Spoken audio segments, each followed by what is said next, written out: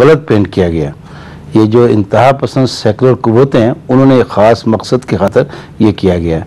यहाँ तक भी मेरे हमारे जो मुअज़्ज़ज़ साथियों ने ये बात आपके सामने कही है, जहाँ तक मेरा तजर्बा एज एन एडवोकेट पिछले 30-35 साल का तजर्बा है और एज ए जर्नलिस्ट तजर्बा है, वो ये है कि ख़ुदकश हमले दो वजह से होते हैं। एक कोई रद्द-ए-अमल होता है, दूसरा किसी मनसूबे का हिस्सा। रद्द-ए-अमल ये है कि कोई आदमी मजबूर हो जाता है कि मुझे आज़ादी नहीं मिल रही या मेरी बात को नहीं सुना जाता, तो वहाँ पर बम ब्लास्ट कर सकते हैं, कुछ और जो जिस हद तक भी बंदे के पास ट्रेनिंग होती है, स्किल हो जाता है। मनसूबा ये होता है कि बाहर की क़ुव्वतें बाज़ वक़्त मनसूबे अमल करते हुए इस किस्म के वारदातें करती, जैसे हमारे कराची में हुई, पूरे पाकिस्तान में होती रही, या हुकूमत वक्त खुद कराती है, हुकूमत खुद कराती है। अभी इन्होंने जामे अफसा की बात की है, आप ये देखें 3 जुलाई से लेकर 9 जुलाई तक एक एक्शन हुआ है। अगर खुदकश हमलों का कोई इनके पास सेटअप होता है या इनके कहने पर लोग खुदकश हमले करते, तो इस जो ये आर्मी एक्शन हुआ, आर्मी ऑपरेशन हुआ अनकॉन्स्टिट्यूशनल विदाउट लॉफुल अथॉरिटी, उसको रोकने के लिए एक आधा खुदकश हमला होता है। 3 से लेकर 9 तक कोई खुदकश हमला नहीं हुआ, और उसके बाद ये कहना 3 से 9 के दरमियान कोई खुदकश हमला नहीं हुआ। स्वात और मट्टा के इलाके में हुए। मौलाना ने ये बात बिल्कुल क्लियर कर दी थी पिछली पेशी पर कि हमारे जब तक हम वहाँ पर थे किसी एक आदमी की उंगली नहीं कटी थी। ये हमें यकीन नहीं था, बल्कि तसव्वुर नहीं कर सकते थे कि इस किस्म की करबला बर्पा की जाएगी। उन्होंने ये बात खुल के बात की प्रेस में कि 3 तारीख को 3500 तालबात थी, 1200 तालिब इल्म थे।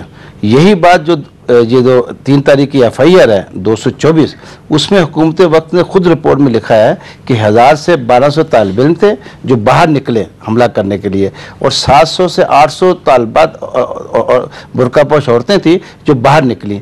इसका मतलब ये है कि 2000 वो खुद मानते हैं ये हमला करके ज़ाहिर वापस गए होंगे, और गवर्नमेंट ये कहती है कि 1300 अफराद जो है ना वहाँ से बाहर निकालने में हम लोग सिक्योर करने में कामयाब हुए। अब बाकी कहाँ गए? शहीद हुए, जला दिए गए। ये तारिक साहब, ये बात दुरुस्त है कि जब ऑपरेशन मुकम्मल हो गया तो उसके बाद भी हुकूमती एजेंसियों को वहाँ से कुछ सुसाइड बेल्ट्स मिली हैं या सुसाइड बॉम्बर थे वहाँ पे? जी देखें, उसमें तो इसमें ज़्यादा मैं नहीं जाना चाहता, लेकिन चूंकि आपने बात पूछी है तो उसमें देखें एक सुसाइड बेल्ट मिली है जो खून के निशान थे, जिस पे एक मस्जिद के अंदर से एक डेड बॉडी जो मिली थी उसके गिर्द वो लगी हुई थी। गालबन वो उसको चलाने में नाकाम हो गया था या किसी वजह से वो चल नहीं सकी। और दूसरी जो था, एक तो सुसाइड बॉम्बर था एक कमरे में जहाँ पे वो उसने अपने आप को हलाक किया। तो ये तो खैर बात है, बाकी नंबर्स गेम में मैं नहीं पढ़ना चाहता, चूँकि ये तो अब एक एक्सेप्टेड फैक्ट है कि जो हुकूमत ने एक नंबर दिए हैं उसके बारे में तहकीकात हो रही हैं, वो भी सामने आ जाएंगी। तो पेशतर इसके लोग बढ़ा चढ़ा के नंबर दें, हुकूमत को छुपाने के लिए जी को फ़ायदा कोई नहीं है। एक अफसोसनाक सानिया है, जैसे सदर मुबलक ने कहा था कि हमें भी अपने लोगों पे, हमारे भाई थे गुमराह थे, लेकिन हमें अपने भाइयों के साथ ये लड़ाई लड़नी पड़ी। लेकिन अब कितने नंबर थे जो एक भी वहाँ पे जान गई, वो भी ज़्यादा गई, नहीं जानी चाहिए थी किसी किस्म की। और सुबह तक जो एक सेकंड सर, मैंने आपको नहीं, मैंने टोका प्लीज़, सुबह तक जो है आप गुमराह इस्तेमाल किया ना जी, इसलिए जरूरी है सर बाद में कर लीजिएगा। मीडिया में बैठकर आप ये बात कहते हैं कि गुमराह थे, वो गुमराह नहीं थे। गुमराह वो लोग हैं जिन्होंने उसको पेंट किया कि वो इंतहा पसंद है। जी जी, इस्लाम आलम दिन बैठे हुए हैं, मुसलमान जो होता है ना उसकी इब्तदाई इंतहा से होती है। अच्छा, मेरी ये इंतहा पसंद सेकुलर फोर्सेज है जिनके कहने पर जो है ना हशमत साहब आप बात कर लीजिएगा। आपने चूंकि हजारों के नंबर फिर गिना दिए तो इसलिए मजबूरन चूंकि प्लीज देखें, चूंकि पूछा है मुझसे अहमद मीर साहब ने, मैं उसका जवाब दे रहा हूँ। ये देखिए नंबर्स को हुकूमत को छुपाने की ज़रूरत कोई नहीं है। 75 हों या 175 हों, ये जाने ज़ाया गई हैं जो नहीं जानी चाहिए थी। जिस तरीके से वहाँ पे हुकूमत ने मुज़ाकरात किए, लास्ट मिनट तक जो मुज़ाकरात होती, इसी वजह से कि इसको रोका जाए किसी तरीके से। अफसोस की बात है कि वो नहीं हो सका। चलिए अब तो ये हो गया। अब बात कर रहे थे हम खुदकुश हमले की। इससे पहले अखबारात में बारहा आ चुका था कि लोग कह रहे थे कि हमारे पास इतने खुदकुश हमलावर हैं। और ये भी बात आज इंसान याद रखनी चाहिए कि ये हमलावर ओवरनाइट तैयार नहीं होते। अगर 9 को या 10 को वहाँ पे कोई कार्रवाई होती है तो 11, 12, 13 को अगर हमला होता है तो ये कोई ओवरनाइट किसी को तैयार नहीं किया जाता। लोगों के लिए लोग तैयार थे वहाँ पे। अब किस वजह से, जैसे मैंने पहले कहा, बहाना चाहिए था, को बहाना चाहिए था जिसकी वजह से वो अटैक कर सकते। अच्छा, जिन इलाकों में पहले नहीं हुए थे और अब वहाँ पे ये हो रहे हैं और अब वहाँ पर सिक्योरिटी फोर्सेज भी जा रही हैं, मैं मलाकंड के इलाके की बात कर रहा हूँ, स्वात की बात कर रहा हूँ, तो इस वक्त वहां पर यह कहा जा रहा है कि तहरीक नफाज शरीयत मोहम्मदी जिस पर पाबंदी लगा दी गई थी, ये कहा जा रहा है कि उसके लोग भी इसमें मुलव्वस हैं खुदकुश हमलों में।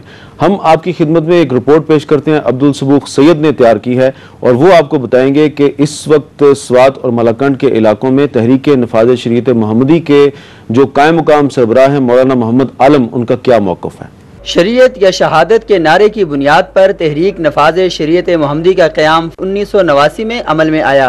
तहरीक नफाज शरीयत मोहम्मदी पर अस्करियत पसंदी का इल्ज़ाम लगाते हुए सदर जनरल परवेज मुशर्रफ ने जनवरी 2001 में इसे कल अदम करार दे दिया था।